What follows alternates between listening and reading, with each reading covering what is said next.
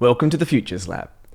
So, we have our boss in our game, but so far our boss has no way of fighting back. So, let's fix that. So the first thing that we're going to do is we're going to have to go to our boss sprite, our Octoboss sprite, and then go to the top left corner and click on costumes. Now we're going to rename some of these costumes. So on the left you should see we've got 5 of them. There's Octopus A, Octopus B, C, D, and E. And the first 2 are just 2 different poses of the octopus with nothing special. We've got one with teacups, we've got one with a pirate hat and eye patch, and one with drums and maracas. So let's rename these costumes. Click on the top costume, Octopus A. Look in the top left corner and you should see Costume Octopus A in this little menu where I'm wiggling my mouse here. Select where it says Octopus A, delete it, and we're going to call this Resting. Because this is the costume that we want the octopus to have when it's resting, when it's not attacking. Go to the second one, select the name, and type in ready to attack. Then go to the third costume, select Octopus C, delete it, and we're going to call this Teacup Attack. Go down to number 4, rename this Pirate Attack. Go down to the 5th one and rename this Drummer Attack. So today we're going to sort out the resting, and then we're going to also do the pirate attack. So we're going to go back to the code, top left corner, click on code. We've got our costumes have been named. That's going to make our job a little bit easier. Now let's set up some code so that we can cycle through these different attacks, and let's put in the first few attack behaviors. So we already have in the boss code a forever loop. This forever loop is in the same block of code where it starts with when green flag clicked, and inside the forever loop is show and collide with bullet. Now we could put some attacks in here, but then the problem is while the attack is happening, the collide with bullet code won't be running, which means we won't be able to shoot the boss. So we're going to need to set up a second forever loop that's going to be running sort of simultaneously alongside our already existing forever loop. So let's do that together. We're going to go to events, the yellow category on the left for code. We're going to drag out when green flag clicked. I'm going to zoom in on this, make it a bit easier for you to see it. And then what we're going to do is we're going to go down to control. We're going to get a wait 1 second. This is just to make sure that the game is properly reset before any boss battle code starts. Then we're going to get a wait until. Now you'll recognize this is pretty similar to what we did last time. Then we're going to go to operators. We're going to get a more than operator, which is the 2 sockets with an arrow pointing to the right, pointing towards the 50. Looks like this. Then we're going to go to variables. We're going to grab the level variable, put it in that first socket of our more than operator. Click on the 50, type in 4. So we're going to wait until the level is more than 4. What's more than 4? 5, and 5 is the level that our boss battle starts on. That all makes sense. That's all the same as we did last time. And then we're going to go to control, and we're going to grab a forever loop, put it right underneath the wait until. So now what we're going to do is we're going to make 2 my blocks. The first one is going to be called resting. So go to my blocks, the red category on the left, click on make a block in the top left corner, and type in resting. So grab that define resting, put it off by itself somewhere. Then in the top left corner, drag out the little resting my block that we've made and put it inside the forever loop. We're going to make another block. So click on make a block. Call this one pirate attack.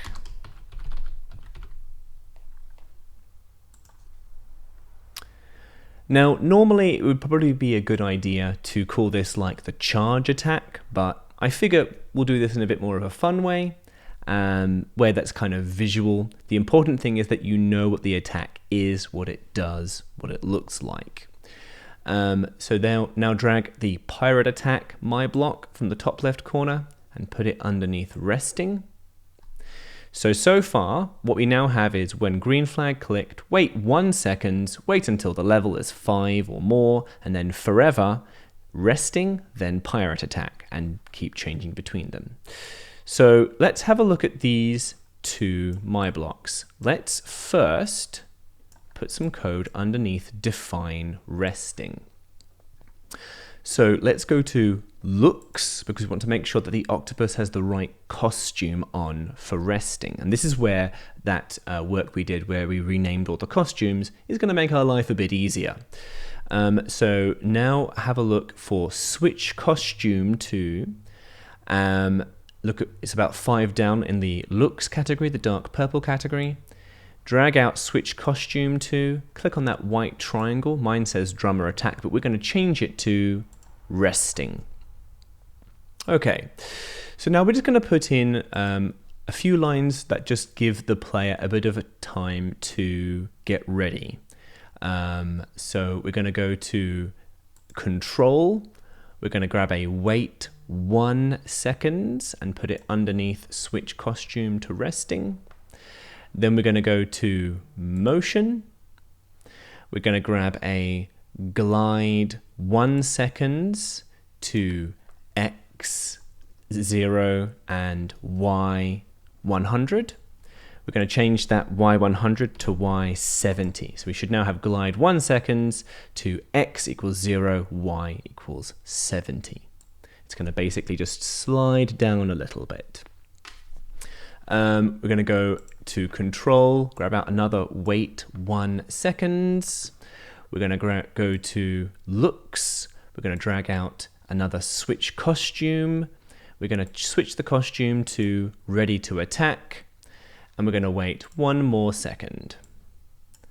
This is basically just going to look like the octopus sort of slides down a little bit, changes the way it looks, and then it's going to go into an attack.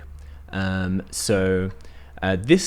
this can be changed if you don't really want the player to have this little rest where they can shoot the octopus before it goes into its attack. You could also change these weights, make it so that there's less time.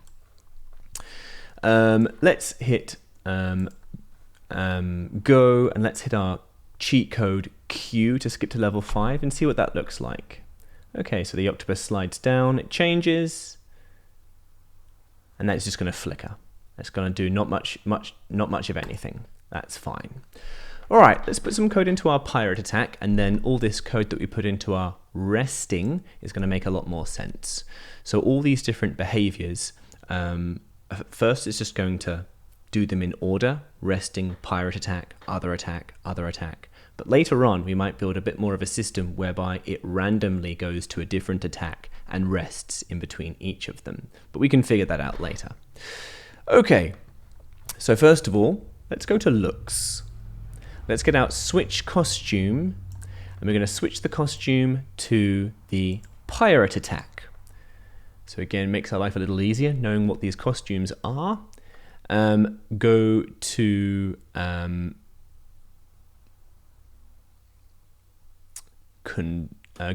control, grab out a wait 1 second, and then we're going to grab a repeat 10, drag that out, put it underneath the wait 1 second, but instead of repeat 10, click on that 10, let's make it 4. This is the number of charging attacks that the octopus is going to make. It's going to start at the top of the screen, it's going to charge down to the bottom while it's a pirate, then it's going to go back up to the top of the screen, charge down towards our player again. It's going to do that a certain number of times. We're going to make it 4 times. You can change that if you want. So now we need to make it so that the octopus goes to wherever the player is, right above it. So let's go to motion. Let's get our glide to XY. So we've got glide. It's got 1 second here. Let's click on that 1. Let's type in 0.5. And then with our Y, let's make that Y equals 100. Now the trick is, what is going to be the X? How far left or right is the octopus going to be when it starts its charging down to the bottom? And we want it to be the same X as the player. So to do this, we're going to go to sensing, the light blue category. Drag out in fact, first have a look for something that should say backdrop, then a hashtag of stage. Drag that out for now, just put it off by itself. Click on that white triangle where it says stage and change to rocket ship. Now, if you've used this particular sensing block before, you'll notice that when you change it from stage to rocket ship, you have a bunch of different options here.